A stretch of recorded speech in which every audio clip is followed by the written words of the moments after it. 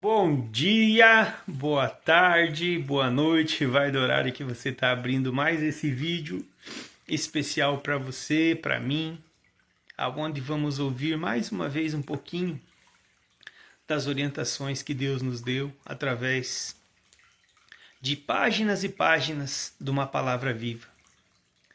Hoje a gente vai caminhar sobre a história de um rei muito grandioso em sabedoria, o rei Salomão, filho de Davi. Salomão, o começo da história dele diz que houve um momento que Deus pergunta a ele o que ele queria. De tudo o que tem nesse mundo, o que ele queria. Ele pede a Deus sabedoria. Deus olha para ele e fala: como pediste sabedoria, também te darei toda a prata e o ouro dessa terra. Então, muitas vezes na nossa vida, o que nos falta é saber pedir.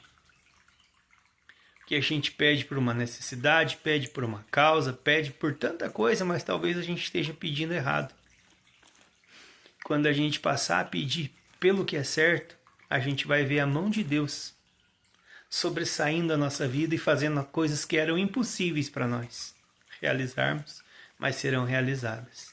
Simplesmente pelo fato de pedir corretamente ao dono de toda a prata e o ouro verdadeiro e ao dono da maior riqueza que nós podemos adquirir, que é a nossa salvação. Mas a palavra de hoje vem do livro de 1 Reis, capítulo 3, do versículo 16. 1 Reis, capítulo 3, versículo 16. Remou, né? Ficou legal.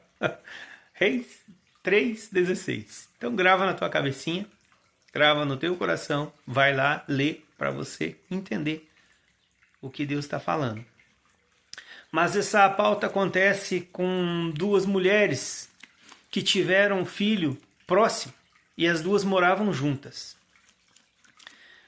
E as duas mulheres não tinha mais ninguém dentro da casa, senão elas, uma por testemunha da outra. Uma teve o filho 3 dias antes da outra. E uma mãe conhece seu filho, por mais que esteja na maternidade em meio a 2, 3 diferentes, bastou ela ver uma vez. Ela conhece, a criança conhece o cheiro da mãe também, que quando a mãe aperta a criancinha próxima, ela conhece o cheiro da mãe e para de chorar.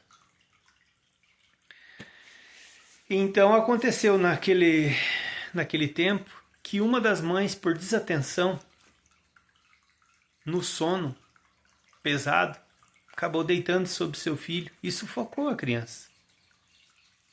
A criança, por volta da meia-noite, como a palavra conta, estava morta. O que ela fez? Ela viu o que ela tinha feito, falou: eu não vou ficar sem filho. Ela viu que a outra mãe também dormia, foi lá e trocou a criança.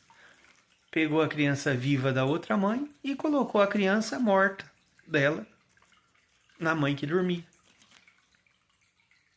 E é agora que nós vamos entrar num assunto. Quantas vezes a gente tenta culpar os outros pelas nossas imprudências? Quantas das vezes Deus já colocou no teu coração o que era correto a seguir, mas você segue pelo erro? E você tenta culpar alguém, você tenta culpar outra pessoa, você tenta colocar todas as formas cabíveis da humanidade para que essa culpa não recaia sobre você.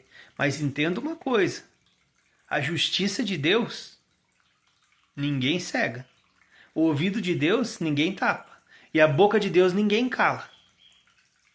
Então, quando você estiver pensando que nada vai acontecer sobre uma situação que você está sendo compassivamente errado, entenda que vai ter sim, vai ter repreensão. Porque Deus é justiça. Você pode achar que você está enganando essa terra inteira, mas o coração você não engana. Deus você não engana. Então começa a pensar melhor hoje nas tuas atitudes, porque você está enganando só uma pessoa, só você mesmo. Só que o problema é que essa conta não vai ter como dividir com ninguém. Não é igual a conta de um restaurante que você sai com amigos e vocês podem dividir. Essa conta ela é única e exclusiva tua, só você vai pagar e ninguém vai escapar. Não vai ter erro na hora de fechar essa conta. E voltando aqui pro assunto, sucedeu que, ao amanhecer, a mãe viu que o filho era morto, mas ela olhou, mas esse não é o meu filho. E ela viu a outra, não, esse é teu filho. Você dormiu em cima dele. E essa causa não parou por aí, porque, como eu disse, uma mãe conhece o seu filho. Assim como Deus conhece cada filho dele. Então não adianta você fazer uma coisa e falar que estava dormindo. Não adianta você fazer uma coisa e falar que foi só um momento. Deus sabe o que está acontecendo aí dentro de você. Ele sabe da tua fraqueza e ele entra com a providência da força. Ele sabe a tua angústia e ele entra com a providência de você ter alegria. Só que nesse caso, chegou até Salomão, o rei. Quando chegou nele, uma das mulheres fala, não, essa aí deitou sobre o filho dela e matou e trocou pelo meu. A outra diz, não, jamais, meu filho está aqui comigo. Ela deitou sobre o filho dela, agora ela quer o meu. E isso ia ficar uma conversa meio que grande. Para aquela época não existia exame de DNA, ia ser só a palavra de duas mulheres que já não eram bem vistas pela sociedade. Você lendo ali, você vai entender o porquê dessa frase. Por isso que eu digo, leia. Mas o que aconteceu? A inteligência, a sabedoria que Salomão pediu a Deus sobrepôs aquele momento onde ele simplesmente pediu uma espada. Essa espada vem chegando até ele e ele fala, não tem problema. Vamos dividir essa criança na metade e cada uma pega uma metade da criança. E agora? Quem é a mãe de verdade? Quem é a mãe de mentira? É nessa hora que a vida coloca nós. Nessa encruzilhada onde a mentira tem que perder a validade. Mesmo que nós, com a razão, tenhamos que abrir mão dela muitas das vezes para ver o que Cristo quer que nós enxerguemos. Para nós ver a verdade que Cristo quer colocar aos nossos olhos, no nosso coração. Muitas das vezes vale a pena você sacrificar toda a razão do mundo, sem pestanejar, para que a vida do teu próximo e a vida tua consigam agradar a Deus. Mas naquele momento a atitude era carnal. Então Salomão recebe a espada, decide por cortar a criança. Mas ele, como um rei sábio, ele já tinha ciência de que alguém desistiria. Mas como um rei, se ninguém desistisse, ele teria que ter essa atitude com firmeza, com pulso firme, igual você na tua vida, igual eu. Tem atitudes que nós temos que cortar. Temos que cortar com pulso firme, por mais que doa. Mas ali, nesse momento, ele recebe a espada para cortar a criança ao meio, aonde uma das partes diz isso, corte mesmo. Assim não fica nem eu nem ela com a metade. A outra fala, não, meu senhor. Não. Entrega essa criança para ela e mantém essa criança viva. Ali abriu os olhos de Salomão.